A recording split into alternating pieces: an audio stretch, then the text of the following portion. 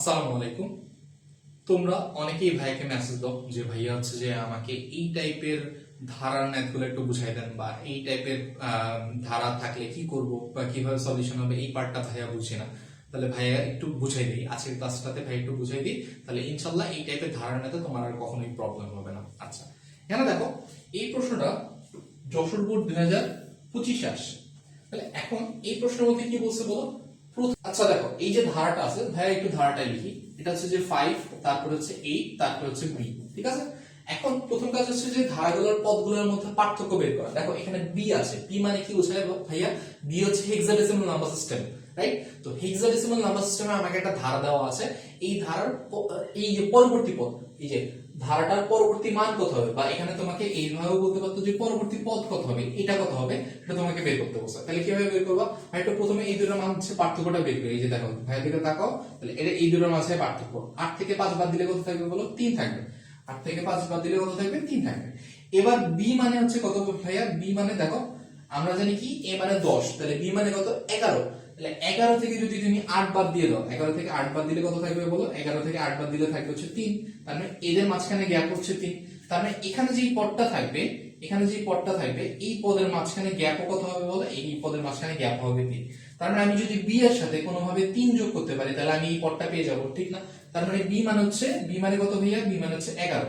11 সাথে যদি আমি 3 যোগ করি তাহলে কত আসবে বলো? তাহলে আসবে হচ্ছে 14।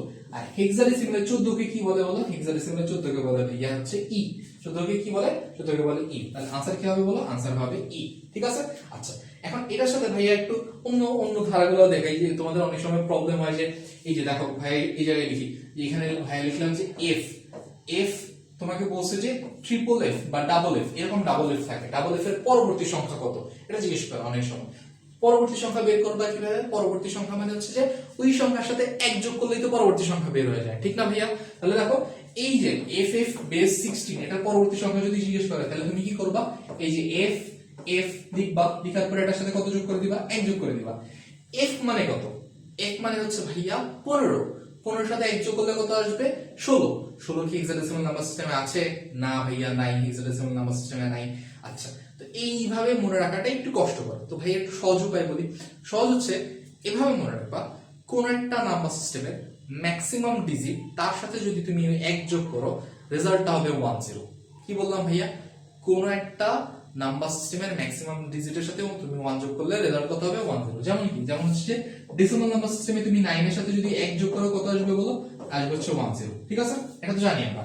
আচ্ছা, সেম ভাবে বাইনারি নাম্বার সিস্টেমে তুমি যদি 1 এর সাথে 1 যোগ করো তাহলে কত আসবে? তাও আসবে হচ্ছে 10। অক্টাল নাম্বার সিস্টেমে তুমি 7 এর সাথে যদি 1 যোগ করো, 7 এর সাথে 1 যোগ করলে তাও আসবে কি বলো? তাও আসবে হচ্ছে 10। ঠিক আছে, এইভাবে এইভাবে দেখো আমরা এখন এই নাম্বার সিস্টেমের ক্ষেত্রেও সেম কাজ করব। তাহলে এফ এফ এর সাথে এক যোগ করলে কি আসবে? যোগফল আসবে হচ্ছে 0, হাতে কত থাকবে? হাতে থাকবে হচ্ছে 1। ঠিক আছে, ওই 1টা এখানে চলে যাবে। এই 1 আর f, তার মানে আবার হাইয়েস্ট ডিজিটের সাথে কত যোগ করতেছি? 1 যোগ করতেছি। তার মানে যোগফল হবে কত? 0। হাতে কত থাকবে? হাতে থাকবে হচ্ছে 1। তাহলে ওই 1টা সামনে বসে যাবে। তাহলে এটা হচ্ছে কি বলো? এই এফ এফ এর পরবর্তী সংখ্যা। এবার যদি তোমাকে বলে পূর্ববর্তী সংখ্যাটা বের করো, তাহলে পূর্ববর্তী সংখ্যা বের করতে বলে তুমি কি করবা? এটা থেকে 1 মাইনাস করে দিবা। তাহলে কি হবে বলো? এফ এফ মাইনাস কত? 1। তাহলে -1, f থেকে 1 বাদ দিলে কত থাকবে? 15 থেকে 1 বাদ দিলে থাকবে 14। তাহলে 14 মানে কত? 14 কে হেক্সাডেসিমালে বলা হয় e। তার মানে এখানে কি হবে? fe। এইভাবে পূর্ববর্তী আর পরবর্তী সংখ্যা বের করবা। ঠিক আছে, তাহলে এই রকম অনেকগুলো ভিডিও পাওয়ার জন্য ভাইয়ের পেজে একটু ফলো দিবা।